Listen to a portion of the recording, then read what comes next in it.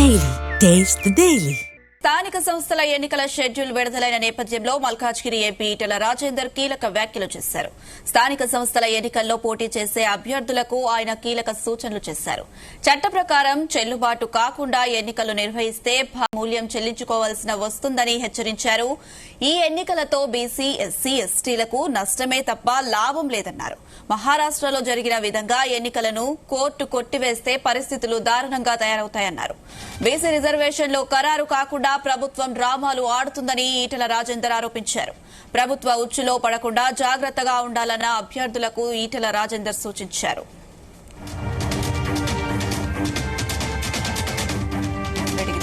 మరిన్ని అప్డేట్స్ మా chief news coordinator Radhakrishna అందిస్తారు. S Radhakrishna. Good morning Anusha. స్థానిక సంస్థల ఎన్నికలకు రాష్ట్ర ప్రభుత్వం ఎన్నికల సంఘం, రాష్ట్ర ఎన్నికల సంఘం కూడా సిద్ధపడుతున్న తరుణంలో మల్కాజ్గిరి ఎంపీ ఈటెల రాజేందర్ కీలక వ్యాఖ్యలు చేశారని చెప్పవచ్చు. స్థానిక సంస్థల్లో ఎన్నికల్లో పోటీ చేసే అభ్యర్థులకు ఆయన కొన్ని సూచనలు చేశారు. ఎందుకంటే చట్ట ప్రకారము ప్రస్తుతం ప్రభుత్వం ఏదైతే జీవో విడుదల చేసిందో ఆ జీవో ప్రకారం రిజర్వేషన్ చెల్లుబాటు కాకుండా ఎన్నికలు నిర్వహిస్తే భారీ మూల్యం చెల్లించుకోవాల్సి వస్తుంది, అనేక ఇబ్బందులు ఎదుర్కోవాల్సి వస్తుంది అని చెప్పేసి కూడా ఒకవైపు ప్రభుత్వాన్ని హెచ్చరిస్తూనే ఈ ఎన్నికల్లో బీసీ, ఎస్టీ, ఎస్టీలు జాగ్రత్తగా ఉండండి, ఎందుకంటే ఇప్పుడు జరగబోయే ఎన్నికల వల్ల బీసీ, బడుగు బలహీన వర్గాలకు నష్టమే తప్ప లాభం లేదని చెప్పేసి కూడా ఇతరులైనా చెప్పుకుంటూ వచ్చారు. మహారాష్ట్రలో జరిగిన ఈ రకంగానే ఎన్నికలు జరిగితే కోర్టు కొట్టివేసే పరిస్థితులు వచ్చాయి. సో అక్కడ దారుణంగా తయారయ్యారు. సో బీసీ రిజర్వేషన్లు కాకుండానే ప్రభుత్వం కేవలం ఏదో బీసీలను తమకు బీసీల పట్ల చిత్తశుద్ధి ఉందని చెప్పేసి ఒక చెప్పుకునే ప్రయత్నం చేస్తా ఉంది. ఇది కేవలం ప్రభుత్వం ఆ బీసీలకు సంబంధించి కొంత కంటతీర్పు చర్యలుగానే డ్రామాలు చేస్తుంది తప్ప నిజంగానే బీసీల పట్ల చిత్తశుద్ధి ఉంటే అసలు చట్టమే కానివి కేవలం జీవో ఇచ్చేసి అసలు కోర్టులో ఒకవైపు కేసులు నడుస్తుండగా ఈ రిజర్వేషన్లు అమలవుతాయో లేవో రాజ్యాంగబద్ధంగా చట్ట విరుద్ధంగా సాధ్యం కాని పనిని ప్రభుత్వం ముందరేసుకునే ఒక ప్రయత్నం చేస్తా ఉంది. సో కేవలం ఇది బీసీలకు అన్యాయం చేయడమే తప్ప మరొకటి లేదని చెప్పేసి చెప్తా ఉన్నారు. సో బీసీలంతా కూడా జాగ్రత్తగా ఉండాలి, ప్రభుత్వ ఉచ్చులో పడకుండా ఉండాలని చెప్పేసి కూడా బీసీలకు ఒకవైపుగా బడుగు బలహీన వర్గాలకు సంబంధించిన అందరికీ కూడా ఈటెల రాజేందర్ సూచన చేశారు. సో మనం గత కొద్దిగా వారం రోజులుగా చూస్తున్న పరిణామాలు చూస్తా ఉంటే స్థానిక సంస్థల ఎన్నికలకు సంబంధించి రాష్ట్ర ప్రభుత్వం ఎన్నికల సంఘం సిద్ధమవుతుంది. ఎందుకంటే ఇప్పటికే ఒకవైపు సంవత్సరాల కాలంగా ఎన్నికలకు సంబంధించి పెండింగ్ లో ఉంటున్నాయి. సో గ్రామాల్లో అభివృద్ధి కుంటుపడటం, కేంద్రం నుంచి రావాల్సిన నిధులు ఒకవైపు రావాల్సిన పెండింగ్ లో ఇవన్నీ చూస్తా ఉంటే కూడా ఒకవైపు రాష్ట్ర ప్రభుత్వంపై ఒత్తిడి ఉంది. అదే సందర్భంలో ఎన్నికల నిర్వహణ పైన కూడా ఇప్పటికే రాష్ట్ర హైకోర్టు సెప్టెంబర్ 30 లోపు ఎన్నికల ప్రక్రియ పూర్తి చేయాలని చెప్పేసి ఆదేశాలు ఉన్నాయి. సో ఇవన్నీ పరిస్థితుల తరుణంలో కనీసం తన వైపు ప్రభుత్వం వైపు ఏంటంటే ఆల్రెడీ ప్రభుత్వం ఒకవైపు అసెంబ్లీలో పెట్టుకొచ్చినటువంటి బిల్లు, ఆమోదించినటువంటి బిల్లు కేంద్రం వద్ద పంపింది, కేంద్రం వద్ద పెండింగ్ ఉంది. అదే విధంగా ప్రత్యేకంగా కేబినెట్ ఆర్డినెన్స్ ఇచ్చి సో ఆ గవర్నర్ వద్ద ఆర్డినెన్స్ కూడా పెండింగ్ అవుతుంది. సో ఏది చూసినా ప్రభుత్వం ఎట్లా ఒకవైపు తీసుకున్న ప్రయత్నాలు ఏవి కూడా సానుకూలంగా ఫలితాలు రాలేదు, సో ఫలించలేదు. ఈ నేపథ్యంలో ఇక అసలు అంటే ఒక జీవో ఇచ్చింది, జీవో ద్వారా ప్రత్యేక జీవో ద్వారా బీసీల రిజర్వేషన్ అమలు చేస్తూ స్థానిక సంస్థల ఎన్నికలకు వెళ్లాలని అనుకుంటుంది.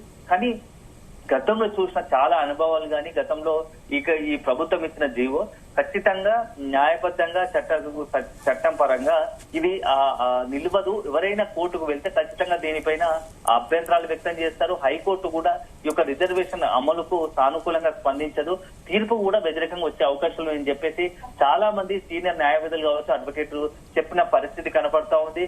ఎందుకంటే ఒకవైపు సుప్రీంకోర్టు గతంలోనే చెప్పింది 50% సంబంధించి రిజర్వేషన్లు మించకూడదని చెప్పేసి ఒకవైపు గతంలోనే తీర్పిచ్చింది. సో ఇప్పుడు ఆ తీర్పుకు అనుగుణంగా రాష్ట్ర ప్రభుత్వం ఇచ్చిన జీవో ఎంతవరకు చెల్లుబాటు అవుతుంది అనేది ఒకటి ప్రశ్నగా మారింది. అదే సందర్భంలో ఇంకొకటి అసలు గవర్నర్ గాని ఆమోదించని బిల్లుకు వీళ్ళు రిజర్వేషన్, ఎందుకంటే మొన్న రీసెంట్ గా ఆగస్టు 30-31 జరిగినటువంటి అసెంబ్లీ సమావేశాల్లో గతంలో 2018లో బీఆర్ఎస్ ప్రభుత్వ హయాంలో ఉన్నటువంటి ఏదైతే పంచాయతీరాజ్ చట్ట సవరణ అంటే 50% రిజర్వేషన్లు మించకుండా ఉండడానికి ఒక చట్ట సవరణ చేసింది.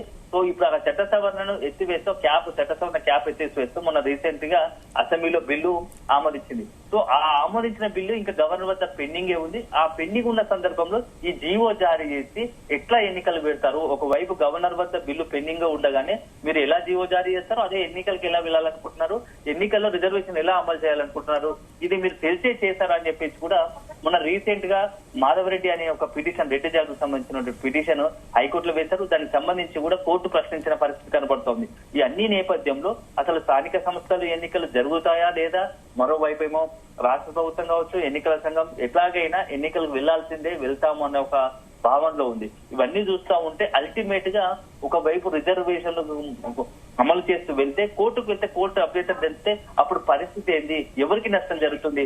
సో ఒకవేళ రిజర్వేషన్ల అమలును హైకోర్టు కనుక, రాష్ట్ర హైకోర్టు కనుక అభ్యంతరాలు చెప్తే అది అల్టిమేట్ గా బీసీలకు అన్యాయం చేసినట్టే అవుతుంది. కేవలం ఒక బీసీలకు తాము ఏదో చేస్తున్నట్టు ఒక అభూత కల్పన సృష్టించే విధంగానే రాష్ట్ర ప్రభుత్వం తీరు తప్ప మరొకటి లేదని చెప్పేసి కూడా ఈటల రాజేందర్ ఒక విమర్శించిన పరిస్థితి. సో మొత్తంగా అయితే ఈ రోజు చాలా మెయిన్ ఇంపార్టెంట్ అనుకోవచ్చు. ఎందుకంటే స్థానిక సంస్థల ఎన్నికలకు సంబంధించి ఏం చేయబోతోంది ప్రభుత్వము, ప్రభుత్వానికి సంబంధించి అదేవిధంగా రాష్ట్ర ఎన్నికల సంఘము ఎలాంటి ప్రకటన చేయబోతోంది, నిజంగానే ఎప్పుడు ఎన్నికలు ఉంటాయా, ఎన్నికలు ఉంటే మొదటగా ఎంపీటీసీ డెప్యూటీసీ ఎన్నికలు ఉన్నాయి అంటున్నారు. సో ఎందుకంటే దీనికి అనుగుణంగానే మొన్న రీసెంట్ గా కూడా జెడ్పీ చైర్మన్ పదవికి సంబంధించి దాంట్లో కూడా మొత్తం 31 జిల్లాలకు గాను 13 బీసీలకు కేటాయించారు. అంటే రాష్ట్ర ప్రభుత్వం అఫీషియల్ గానే అధికారికంగానే 42% రిజర్వేషన్ మేము అమలు చేస్తున్నాము అనేది ఒక మెసేజ్ కూడా జారీ చేసినట్టయింది. సో ఈ నేపథ్యంలో ఇప్పుడు రాష్ట్రానికి సంబంధించినటువంటి రాష్ట్ర ప్రభుత్వం 42% రిజర్వేషన్ అమల్లో ఎలా ఉండబోతోంది, ఎన్నికల సంఘం ఎలాంటి ప్రకటన చేయబోతుంది. అదే సందర్భంలో ఇవన్నిటికీ తోడు అక్టోబర్ 8వ తేదీన హైకోర్టు కూడా ఇప్పటికే ఈ అంశంపై మరొకసారి విచారిస్తామంటుంది. సో ఈ లోపు ఎన్నికలు వాయిదా వేసుకోవాలని ఒక రాష్ట్ర ప్రభుత్వాన్ని ఎన్నికల సంఘాన్ని కోరిన రాష్ట్ర ప్రభుత్వం మాత్రం హైకోర్టు సూచన ఏమాత్రం పట్టించుకోకుండానే, అంటే వేయొచ్చు కదా అని ఒక ప్రశ్న ఇచ్చింది. సో అలాంటిది ఏం లేకుండానే రాష్ట్ర ప్రభుత్వం మాత్రం ఎన్నికలకు వెళ్ళడానికి సిద్ధపడుతున్నట్టుగా తెలుస్తోంది. సో ఏదేమైనా రాబోయే వారం 10 రోజుల్లో ఈ స్థానిక సంస్థల ఎన్నికలకు సంబంధించి అత్యంత కీలకమని చెప్పవచ్చు. ఒకటేమో ఈ రోజు ఏం జరుగుతుంది, పరిణామాలు ఎలా ఉంటాయి అని చెప్పి ఒకటి తెలుస్తా ఉంటే, అక్టోబర్ 8వ తేదీన అసలు ఎన్నికల ప్రక్రియ మొదలైతే ఎన్నికల ప్రక్రియపై రాష్ట్ర హైకోర్టు ఏమంటోంది, ఎన్నికల ప్రక్రియను కొనసాగించమంటుందా, లేకుంటే ఈ రిజర్వేషన్ ఎన్నికల ప్రక్రియ కొనసాగిస్తూనే రిజర్వేషన్ అమలు విషయంలో అభ్యంతరాలు తెలుస్తూ పాత విధానం ప్రకారం, పాత పద్ధతి ప్రకారమే, ఆ రాజ్యాంగబద్ధంగా వీలయ్యే ప్రకారమే ఎన్నికలలో రిజర్వేషన్ అమలు చేయాలని సూచిస్తుంది అనేది మాత్రం మనం వేచి చూడాల్సి ఉంటుంది. సో అల్టిమేట్ గా రాష్ట్ర ప్రభుత్వం తీసుకున్న నిర్ణయం మాత్రం రాజకీయ పార్టీల్లో తీవ్ర కొంత ప్రకంపనలు రేపుతా ఉన్నాయి. ఇప్పటికే మల్కాజ్గిరి ఎంపీతో పాటు చాలా మంది నేతలు కావచ్చు, బీసీ సంఘాల నాయకులు మాత్రం ఒకవైపు రాష్ట్ర ప్రభుత్వంపై అసంతృప్తి వ్యక్తం చేస్తూనే మరోవైపు ఈ జీవో పైన కోర్టుకు వెళ్లిన పైన మాత్రం ఆగ్రహం వ్యక్తం చేస్తుందని చెప్పవచ్చు. Anusha. Right Radhakrishna, thank you.